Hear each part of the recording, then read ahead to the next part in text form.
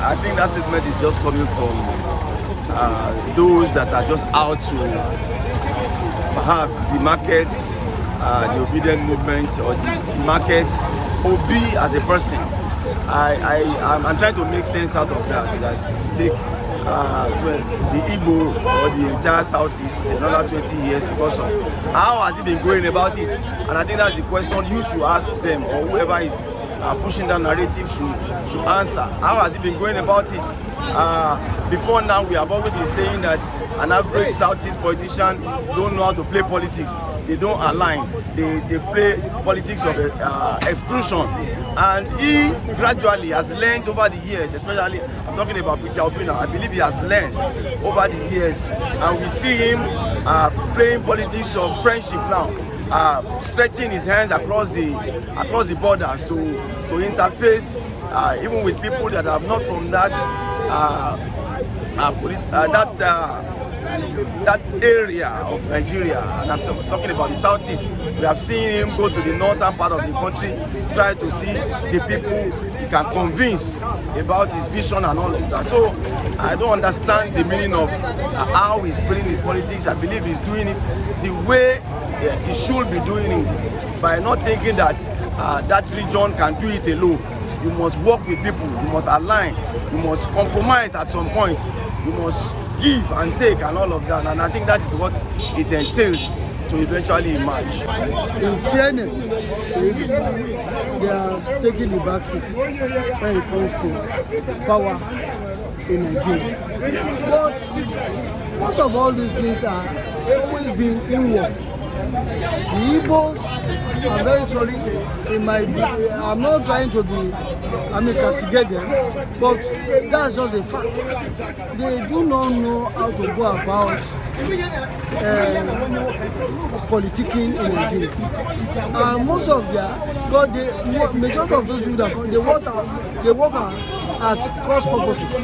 That is why they have not been able to realize their dream of having a shot at the center. Now with the Obi coming, Obi is not coming from the background that he is an Igbo person. He is coming in form of a movement of change, which those people that made that allusion that it's going to take them 20 years back, they don't even understand. We live in the evolution of the time. If it's going to be taken correctly, I want to believe that Obi is going to rewrite the history of Igbo's participation in Nigerian politics instead of being taken back. But those people that are, I don't know the metrics they use, or maybe they are not politically aware of what is happening at the moment. At the moment now, people are yearning for change.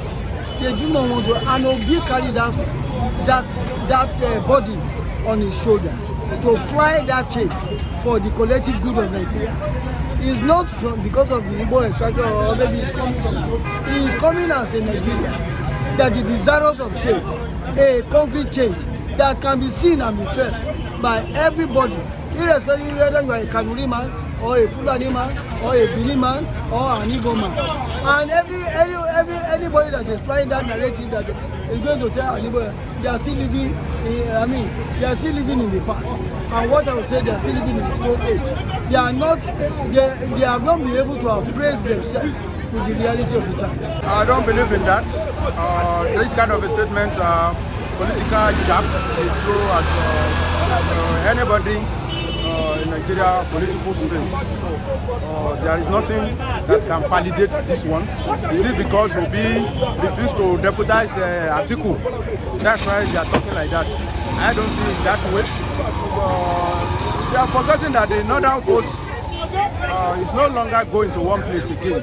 Northern votes are being splitted across the board. So in 2023, we saw that Atiku could not win majority of states in the north central.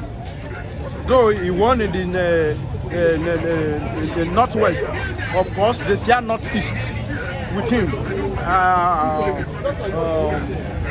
Tinubu share northeast with him, and we saw that he doesn't have strength in the north central. So that narrative is a very, very wrong narrative, and I believe that with the support of Wakwaso in the north, our people of South rise up for the support of Obi, they are good to go.